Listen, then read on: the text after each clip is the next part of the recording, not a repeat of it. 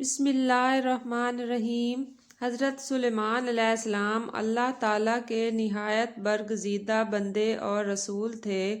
اللہ تعالیٰ نے آپ کو بہت سے معجزات سے نوازا ہوا تھا، جس میں ہواؤں پر حکومت، سمندروں پر حکومت، انسانوں پر حکومت اور یہاں تک کہ آپ کو جنات پر بھی حکومت دی گئی تھی۔ ویڈیو میں آگے بڑھنے سے پہلے ہمارے چینل کو سبسکرائب کر لیں تاکہ ہماری ہر نئی آنے والی ویڈیو آپ تک بآسانی پہنچتی رہے۔ بیان کیا گیا ہے کہ حضرت سلیمان علیہ السلام آسمان و زمین کے درمیان ہوا میں اڑا کرتے تھے۔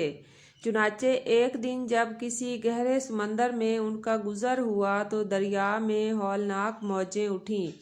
دیکھ کر ہوا کو پھیل جانے کا حکم دیا اور جناتوں کو دریا میں غوطہ لگا کر نیچے کا حال معلوم کرنے کا کہا۔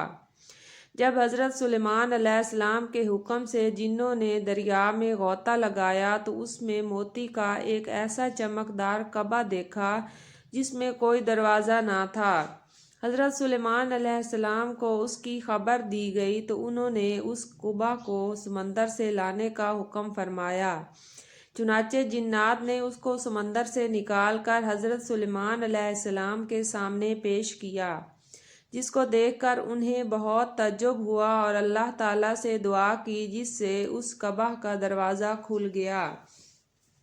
تو حضرت سلیمان علیہ السلام نے دیکھا کہ اس میں ایک نوجوان اللہ تبارک و تعالیٰ کے سامنے سجدے میں ہے۔ تو حضرت سلیمان علیہ السلام نے اس سے دریافت کیا کہ تم فرشتے ہو یا جن؟ تو اس نوجوان نے جواب دیا کہ میں انسان کی جنس سے ہوں۔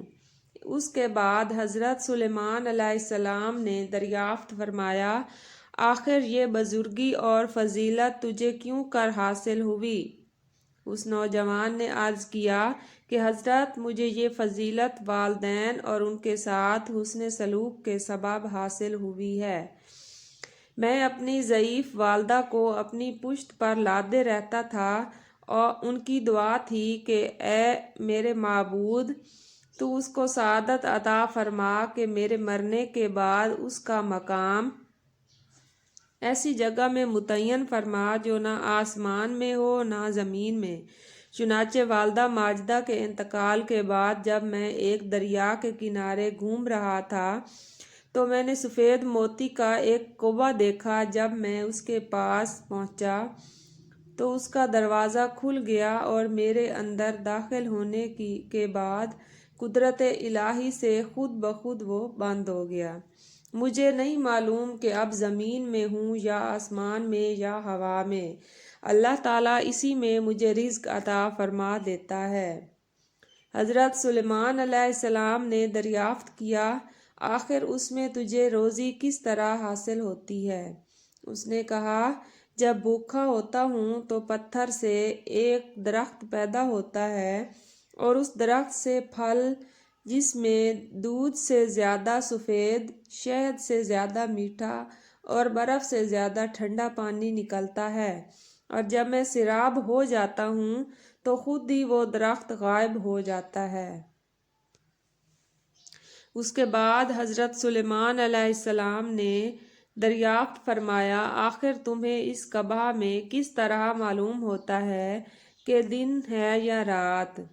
تو اس نے جواب دیا کہ جناب، جب صبح صادق طلوع ہوتی ہے تو یہ کعبہ سفید ہو جاتا ہے اور غروب آفتاب کے بعد اندھیرا چھا جاتا ہے۔